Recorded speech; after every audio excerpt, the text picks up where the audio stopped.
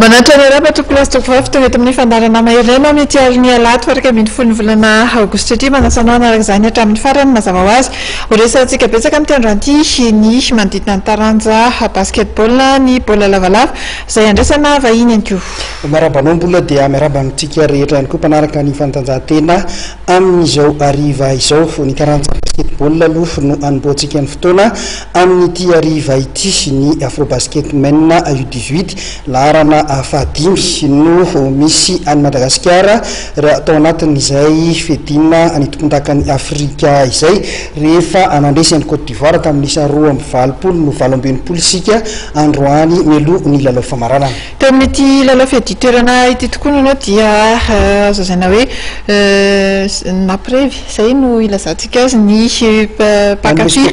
name spectacle fampisehoana ho an'ireo mpijery marobe mbola marobe izay tonga teny amin'ny lapan'ny kotsainy sy ny fanatanjahantena teny Mahamasina teny ny ekipam-pirenena malagasy latsaka ny 20 taona taorian'ny faharesena izay somary nandisy fanantenana ihany tamin'ny tao amin'ny sehatry ny ampahefadalana tamin'ny zoma lasa teo satria raha ny fijery ny lalao iny dia tokony ho vitantsika ihany ny voakan'andresy indrindra fa nitarika foana i malagasy tao anatin'ny ampahefapitaona roa voalohany sy tao anatin'ny tapany voalohany tao anatin'ny ampahefapitaona faefatra farany zay vao somary natao hoe nivahangamba ny mpilalao malagasy satria nitomoriny zareo angolais tamin'ny akaiky ary voasahala misa dia nivatateraka sika malagasy zany hoe le lazonady mihitsy zany noatra tsy dia tao loatra ho an'ny mpilalao malagasy tamin'iny ampahefadalana iny na zany na tsy zany dia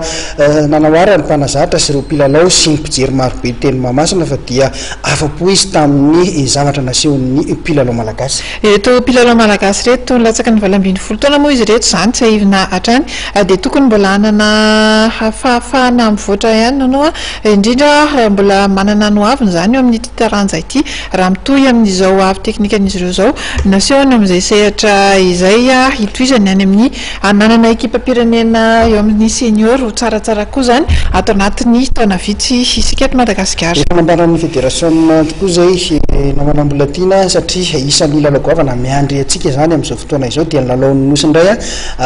reo mpilalao latsaky ny 20 taona ireo dia maro dia maro ny azo raisina ho manana sady hiatrika an'izany lalao nosy amin'ny taona 2024 izany efa nidresantsika teo ihany ary ny mahakasika ny fahitan'ny mpanazatra Angel Manzano iny fifaninanana iny ho an'ny Madagasikara izany andeha honotsika indrindra ary zay faranjavan'izay tamin'ny carton telo vidinantsika hita hoe tao tsara atao ny carton faefatra farany somary masika hoe difansitsika zay hitako hoe tena tanina hafa mankety nareo teny ambony kianja ve tsy nahatsapa hoe ohatra misy fitaintainana lalao baolina dia tsy tafiditra tao anatin'le lalao inona mety nahatonga an'izay nisy tahotra n'le mpifanandrina ve raha ny tahotra no tsisy mihitsy satria efa volona tsara daholo zay miarika amin'ny match tsisy natahoatao azy fa efa tao tsara Satradraiky teo ambony terrain hoana fahatrapanareo retraky efa teo ambony sika malagasy zay koa ny hitako hoe lesoko ekipatsika zany teo amin'le expérience zany efa hitako zany hoe joueur expérimenté dia zay koa zany mbola tsy ampy amitsika teo amin'le 4e carton farany somary nanenjika izy sika voatery tsy maintsy nitifitra ve tao anatin'izay nipady an'le 3 points inona ihany koa le fahita ao anatin'le farafarany teo 70 le score tena lesoko an'izay tamin'le 4 taontsika nanenjika score iny misy le précipitation amin'izay hoe nanenjika score zay misy le précipitation lasa miteraka perte de balle na mitifitra forcé sotry zany dia amin'le profiter le adversaire zany zay précipitation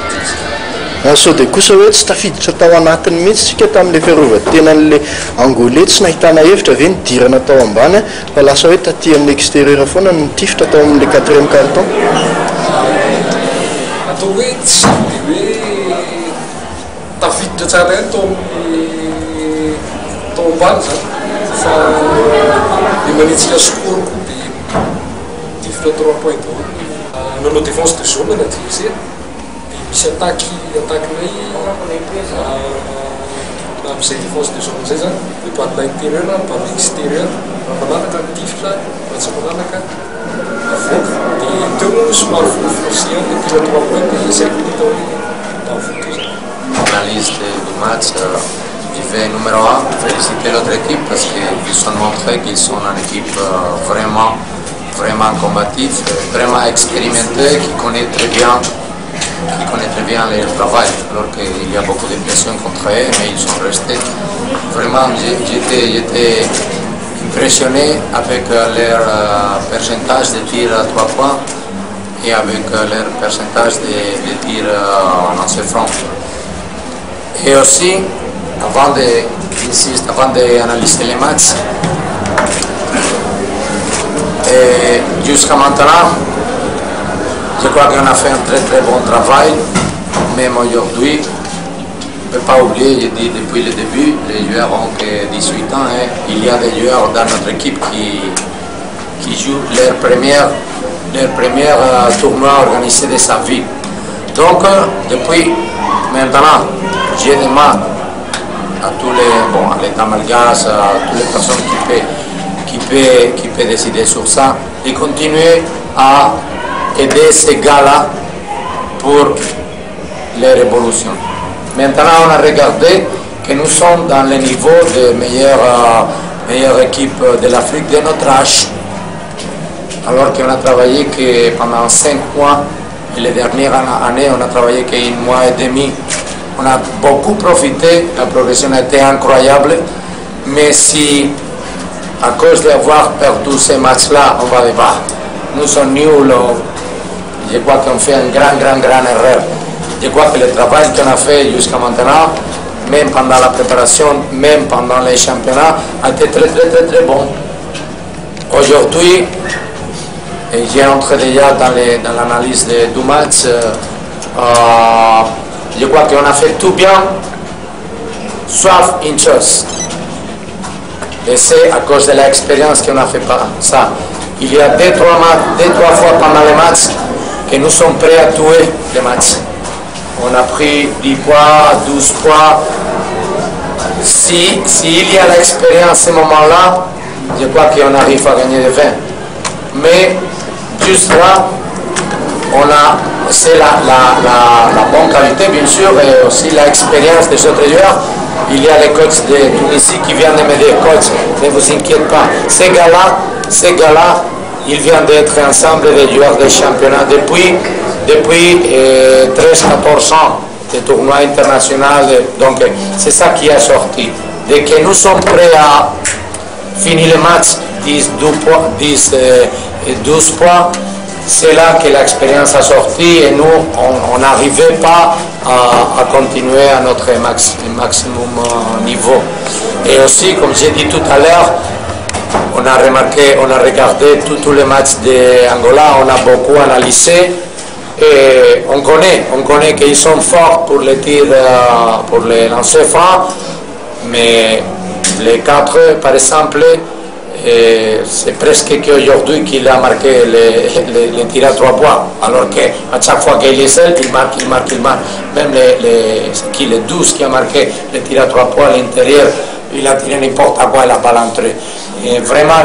leur pourcentage de tirs à 3 points était incroyable. Et aussi, je n'ai rien à dire avec les arbitres, mais c'est trop difficile de défendre le numéro 5. Si l'arbitre les laisse pousser tout le temps, il ne siffle jamais faute d'attaque.